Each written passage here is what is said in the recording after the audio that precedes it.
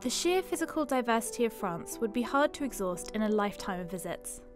From the limestone hills of Provence and the canyons of the Pyrenees, to the Loire's sleepy villages and Paris's urban glamour, each region has a distinct look and feel. It's no wonder figures show that it's the single most visited nation on Earth. Squeezing all of the country into one trip would be impossible, but we've rounded up some of the highlights to help you plan the perfect holiday.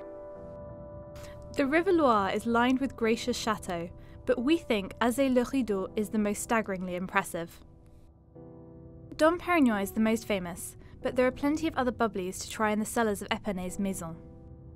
The mighty Gorges du Verdon are Europe's answer to the Grand Canyon, and offer stunning views with colours and scents that are uniquely and gorgeously Provençal.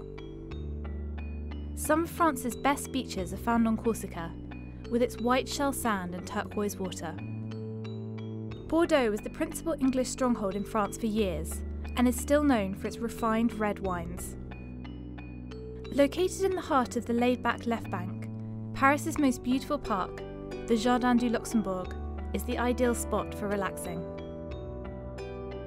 The largest Gothic building in France, the lofty Amiens Cathedral, has a clever son et lumière show.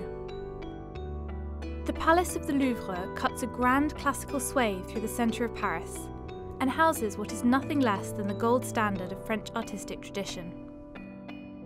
Archaeologically, Brittany is one of the richest regions in the world, and the alignments at Carnac rival those at Stonehenge. It's easy to lose track of an entire weekend morning browsing the covetable curio at St-Ouen, the mother of Paris's flea markets. July 14 sees Bastille Day celebrations commemorating the beginning of the French Revolution with fireworks and parties.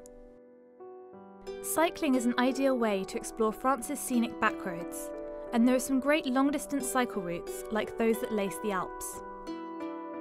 One of France's best-loved landmarks, Mont-St Michael is a splendid union of nature and architecture. Famed for its gastronomy, Lyon offers no end of wonderful eating places, not least its old-fashioned bouchon. Cycling, walking, or drifting along the Canal du Midi is the most atmospheric way of savouring France's southwest. Aix is Provence's regional capital, and with its wonderful market, top-class restaurants, and lively bars, it makes a very satisfying stop. One of the prettiest towns in the Alps, Annecy has a picture postcard quality that even the crowds can't mar. The cliffs between Marseille and Cassis offer excellent hiking and isolated coves that are perfect for swimming. World Wars I and II left permanent scars on the French countryside. The dead are remembered in solemn, overwhelming cemeteries.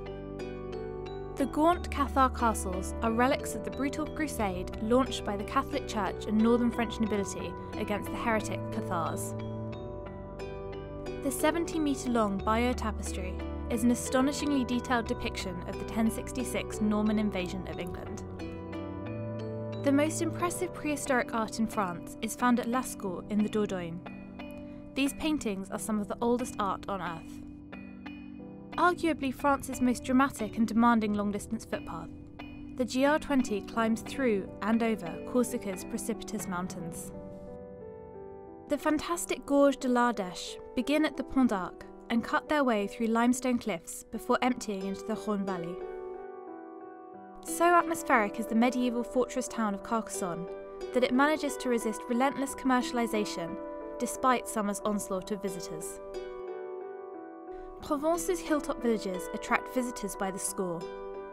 Gordes is one of the most famous.